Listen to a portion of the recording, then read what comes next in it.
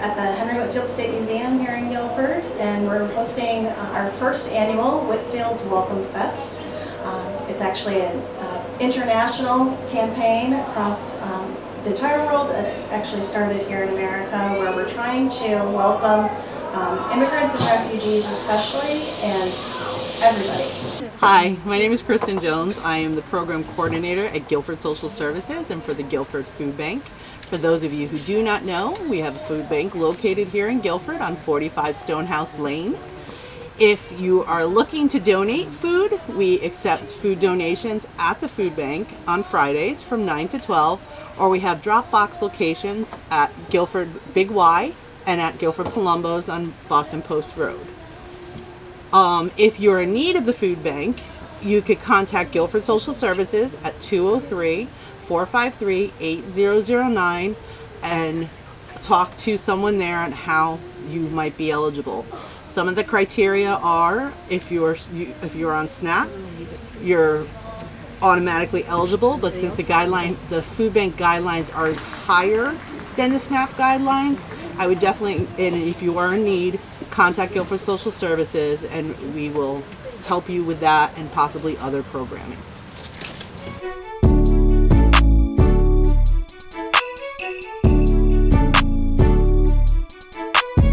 We're just a stone's throw away from the south end of Guilford Green, and we are a living museum of 17th and 18th century Viking architecture.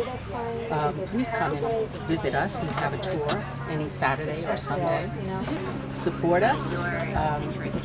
It's very important to continue history and the knowledge of our colonial men and women who founded this town. In 1773, the Highland House Museum back then was a residence, and we had an indentured servant, Candace, who came to the museum, and she functioned there, actually caring for the elderly Parmalee mother and father who were in the house. And we had the early Dorothy Whitfield Historical Society, who runs our museum. Way back in Victorian times, they knew about Candace and they always talked about Candace. And then in the more recent years, we had a wonderful program, the Witness Stone Project, come through, and Dennis Cullerton heads that up, and we actually were one of the first historic houses to have a brass commemorative plaque placed in the ground commemorating Candace and trying to bring back her humanity and dignity. And Dennis, thankfully, has also worked with students in the school systems to get them to learn more about the slaves in our town and how they contributed to our town. And so it's been a wonderful, growing thing to have all this information about Candace, actually from the inception of our museum. Hi, I'm Pat Lovelace. I'm the museum director, curator of the Guilford Keeping Society. We have two museums in town. We have the Thomas Griswold House Museum on Boston Street and the Meadad Stone Tavern Museum on 3 Mile Course. We are a historical society as well as being a house museum. Our mission is to collect, preserve, and share the history and heritage of Guilford for present and future generations. We have all kinds of collections. We have costumes. We have quilts. We publish books. Len Hubbard, who donated the Tavern Museum to us, had written a book about the tavern. It's 91 years of living there, so we published that. We have camps in the summer. We have a colonial camp at the Thomas Griswold House and an historic American Girl Doll camp at the Thomas Griswold House. We also sponsor lectures at the library. Dennis Cullerton did a wonderful one for us on history of industry in Guilford. We have visitors from all over. We had 22 Acadian visitors from Canada to visit the Guilford and see the Acadian House. And we have a collection of over 9,000 photos of Guilford. They are now digitized and are on our webpage, guilfordkeepingsociety.com. We also have ornaments of different houses in town. We have the Whitfield House, the Cranbrook Tower, the Lighthouse, and our two museums. And we would love to have you become a member. We are a nonprofit, self-supporting, so we would appreciate any help we could get. Thank you. And I'd also like to add that we have Early Guilford Days that happens every May every year. We have the 4 elementary schools participate. The 4th graders come completely dressed in costume, and they get a hands-on approach to Early Guilford Days. The Highland House started Early Guilford Days. It was called Colonial Days originally. And as more interest happened, we expanded and we included the Griswold House. And we have been doing it for almost 30 years now. And it's a wonderful collaboration between the Dorothy Whitfield Historic Society and the Guilford Keeping Society. And it's really a full year program. There is a curriculum that the teachers have. They do come in the fall for a scavenger hunt at the museums, a guided scavenger hunt. And then we have a artifact trunk that I take to the schools, and the kids get to see some of the artifacts that they're going to see at the museums.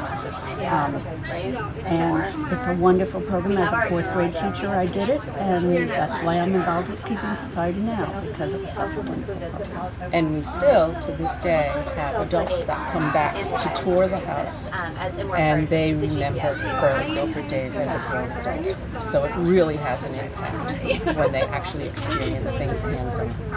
And some of the teachers, 4th grade teachers now, did it as students. And Yes.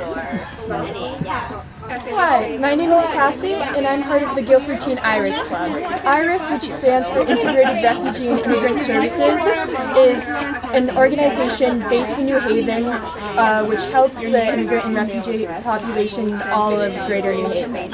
As part of the club, which is based mostly out of Guilford High School, we've done stuff in the past such as virtual game nights with the kids who are part of the IRIS organization.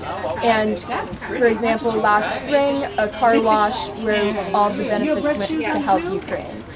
If you have any students in the Guilford area, including high school and middle school students, encourage them to join IRIS and take part of our club, because we always need more members. We are the Connecticut Institute for Refugees and Immigrants, also known as CIRI. We are a statewide nonprofit organization that assists refugees and immigrants resolve their legal, economic, and social barriers so that they become self-sufficient here in our community. We have our main office that's in Bridgeport. We have an office in Waterbury, Stamford, and Hartford. And we basically offer many services. We are there to provide legal services to whoever needs to get some legal services. And of course, we also have the refugee department. We also have the survival services department. And we welcome everyone to come and see us and check us out. And also, I want to mention that we have the gala. We are celebrating 104 years open. You're welcome to check your website, and you're welcome to come to our gala. And also here in our pamphlet, we have our refugee services, which explains the work that we do. Our immigration legal services, which we provide affordable quality legal services to immigrants throughout Connecticut. And then our victim services, which we help victims of human trafficking, torture, and unaccompanied minors. And we also have the translation department. So if you ever need any document to be translated, will be the website to be actually texting by email. For more information, check our website on www.connecticut.org. Hi, I'm Lionel LaWall. I'm with JCAR, which is the Jewish Community Alliance for Refugee Resettlement. We're an alliance of 6 New Haven area synagogues. There's our newest congregation, Mishkan Israel, Temple Emmanuel, Or Shalom, B'nai Jacob, and Becky. And we are a community co-sponsor of Iris. We have resettled 7 families from our 7 family. We basically take about 10 families a year and we work with them until they get them hot over there. Why so? If you'd like more information, you can visit us on our website, www.jewishnewhaven.org/. Hi, my name is Donna Golding. I'm from Sanctuary Kitchen. We're a nonprofit program of City Seed in New Haven. We partner with refugee and immigrant chefs to provide employment, professional training, and authentic connections through food. So we're happy to be here today to share with our community our mission, also letting them know about our programs, which include a weekly menu, a curbside menu. We're at the farmers market in Madison and New Haven, and we have a catering program. We have chefs from Sudan, Afghanistan, Iraq, Syria, Mauritius, and Nepal. They're in the kitchen Monday through Friday preparing their traditional cuisine, and they're for sale at 3 farmers markets in Madison on Friday, in New Haven on Saturday and Sunday. We also have a weekly curbside menu that's picked up on Friday, and we also have a catering program. So if you're interested, check out our website. It's sanctuarykitchen.org. You can also find out about volunteering. We have volunteers who work alongside our chefs at the farmers markets, and we also welcome community service high schoolers. Hi, my name is Chris Ford.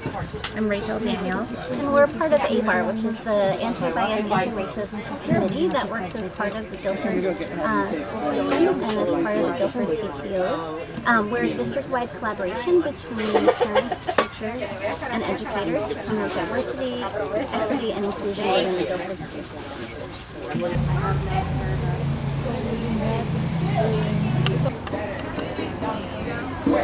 So this is the Great Hall. This is really the main living space for the original house.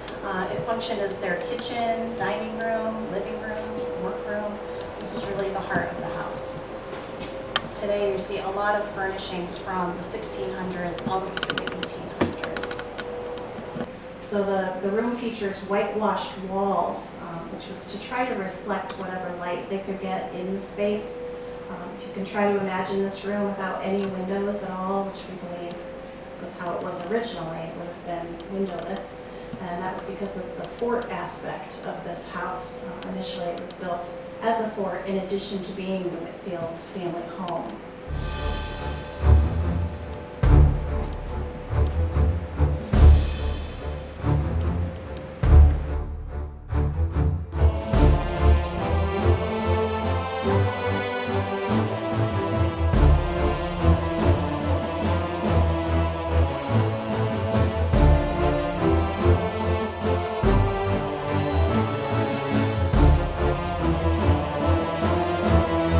This room is the east chamber, where we have most of our children's furniture.